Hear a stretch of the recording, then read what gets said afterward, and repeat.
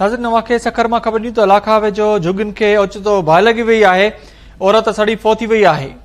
अवांखे update कयूं त custom office वेझो बाहि लॻण सबबि 10 कचियूं झुगियूं सड़ी वयूं आहिनि। अवांखे ॿुधायूं त इलाइक़ा वेझो झुगियुनि खे ओचितो बाहि लॻी वई, औरत सड़ी फोती वई आहे।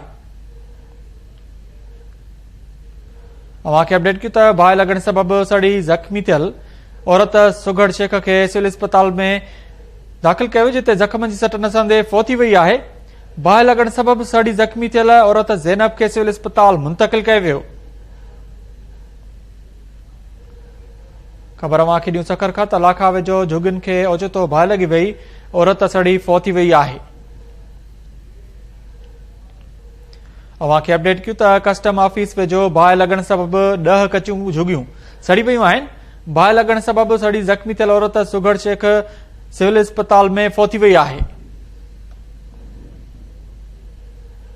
अवांखे अपडेट कयूं त बाहि लॻण सबबि सड़ी ज़ख़्मी थियल औरत ज़ैनब खे सिविल अस्पताल मुंतक़िल कयो वियो।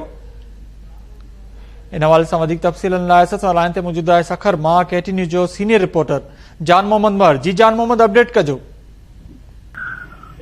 जी राबेल, सखर के आबाद लाखा वारे इलाके में कच्चियुनि झुगियुनि खे बाहि लॻी वई आहे, जंहिं सबबि हिकु औरत सड़ी फोत थी वई आहे। सामान, अनाज ऐं ॿियो शयूं पिणु सड़ी वयूं आहिनि। अव्हांखे ॿुधाईंदा हलूं त आबाद थाणे जी हद कस्टम्स ऑफिस जे साम्हूं कच्चियुनि झुगियुनि खे बाहि लॻी वई, जंहिं सबबि 10 घर सड़ी विया आहिनि ऐं हुन घर में वेठल हिकु औरत सड़ी सख़्त ज़ख़्मी थी पई, जंहिंखे अस्पताल मुंतक़िल कयो वियो, जिते हू फोत थी वई आहे। औरत सुघड़ ज़ाल मूसा शेख जो लाश सिविल अस्पताल में पियल आहे। जॾहिं त जन माण्हुनि जा घर सड़ी विया आहिनि, उहे बेयारो मददगार खुलियल आसमान हेठि वेठल आहिनि।